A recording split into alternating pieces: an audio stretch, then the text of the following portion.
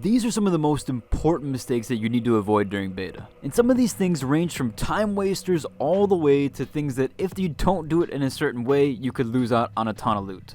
What's up, world? Streamer back giving another video, and today we're checking out all things Diablo 4, specifically to the beta, because now we're jumping into the open beta weekend. And I was actually able to play the beta quite a lot. I made two characters. I had one that was a sorcerer, level 25, which was basically fully legoed out, and then I had another character that was a hardcore sorcerer that I was working on and kind of ran out of time, so I wasn't able to gear out that character like I wanted to, but I did get to play quite a bit, so I do know kind of the mistakes that I learned early on. And one of the big thing early on is that you shouldn't be afraid to respec. If you're finding that the abilities just aren't working for you, go ahead and respec. All you have to do is right click on the ability to refund it. In fact, it's a very simple system. You don't even need to refund all, and this will allow you to be very dynamic with your builds. And the amount of gold that it costs is pretty negligible, but I did hear that at later levels, especially when the full game releases, that it will cost a little bit more. And also, when you first start out, you're able to select a skill point right out of the bat, so you don't have to use the default ability. In fact, the sorcerer had like some little like rock throwing thing. It was very weak ability, but you were able to select a skill point, and I didn't know this my first time around until I played my hardcore character, where then I realized, oh, I can just select a perk and ability right at the beginning of the game. So go ahead, slap one in, pick one, and just kind of work with it. It does a lot more damage than the default. Now, if you do want a power level, you really want to avoid wasting time in all the corridors at the beginning of the game. A lot of it is just extra stuff, and the gear that you get over there really isn't worth it in the long run, especially because of scaling. Your characters are already really strong at the beginning. I'd maybe only recommend it for Barb, but I would just go right to the quest objectives, get the quest done, get all the side quests done, and make sure that you're focusing on that portion of the game. Then that way you can level quite quickly, get to level 35, and start the real grind. Now I will say, and this is another mistake that you should avoid, is you should really enter the cellars. You shouldn't just miss out on them or just run past them. The cellars are actually really good loot, as they just are kind of loot pinatas where you go in, eliminate a few monsters, and they drop a bunch of loot. They're right there. There's nothing crazy to them, so I would do all the cellars that you see. Now, a lot of times you're going to see these big bases, and they're going to be kind of like strongholds or even like large world events. You can do them solo. They are definitely possible. I did my first stronghold with a duo, and it went really quickly, but the guy kind of knew what he was doing as well. And then when I tried it on my hardcore character, it was a little bit more rough. So you're going to need to be very cautious when you're doing it, especially on hardcore, as this can get you eliminated pretty quickly. And that would just be a sad loss right at the beginning, doing a stronghold or a big world event that you think you can handle, and then it spawns some big boss mobs, and they just completely ruin your playthrough. So just be cautious. But moving on, we'll go on to the treasure golems, which will have a chance to spawn even in the open world and as well as dungeons. Now, this is kind of like a rarity spawn, and you'll actually see them on your map. In fact, someone told me about this little tidbit, but there'll be a little star icon. I don't know if I have any footage of this per se, and I'll try to find something about it, but it looks like a little star icon when you open your map, and it'll be blinking white. That means that there's a rare around, and a lot of times that could mean that it's either a boss or a treasure golem, so do be note to look out for that. But the thing to make what the mistake is with treasure golems is that if they start running away, you actually have to follow them, because if they get too far away from you, and especially in dungeons is where this is kind of like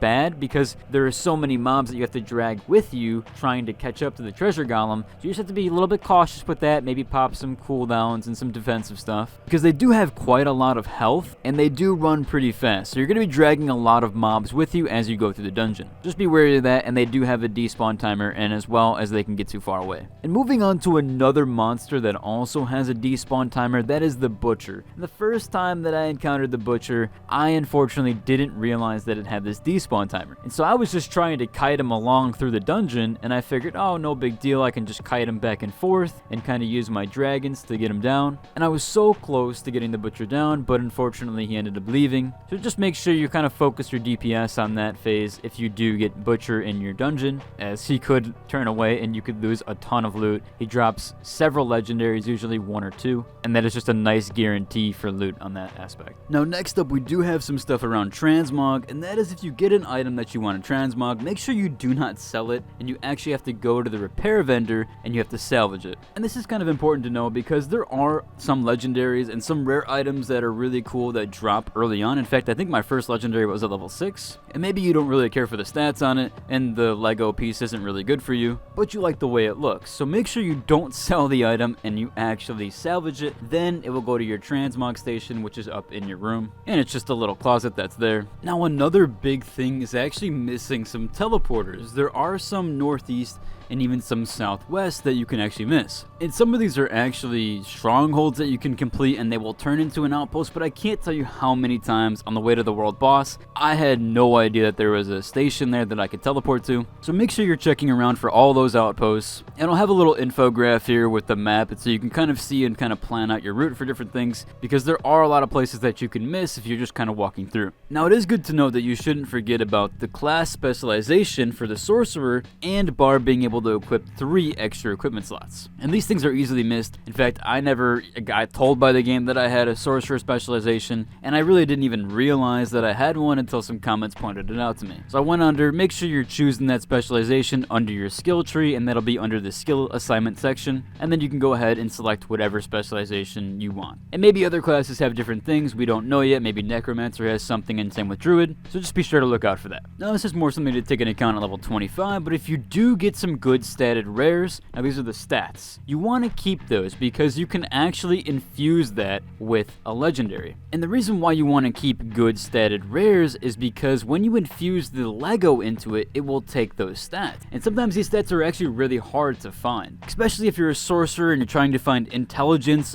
as well as core skill speed, because that seems to be a big one, or basic skill damage, that's a huge one. Just making your cast time faster, that's always a big thing for wizards and sorcerers, etc. They always want to have cast time. And so finding a good statted rare like that, whether it's a double stat or triple stat or quadruple stat, that's what people have been talking about lately, is that it's really rare to find something with 2 good stats. So make sure you're not throwing those away. This is more specific to a level 25 case and around between a 330 to a 400 item level. But that does about cover it for everything, and I did include a few more things and a little bit of tidbits in there. But if you guys have anything that I didn't cover, that would be awesome to put in the comments. I'll try to comment down below and keep the comment section active, and a lot of people do read those comments, it seems like, so please feel free to give your kind of suggestions. And if you noticed anything that I missed, or even stuff that's like a major mistake that you made during your playthrough, I'd love to hear it down below, especially because I'm going to be making Necromancer come up in beta, so keep an eye out for those Necromancer builds, and I might even give Druid a try as well.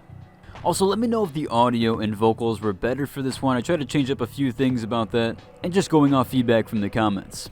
But if you liked the video, I'd like a like and subscribe, and until the next one, deuces.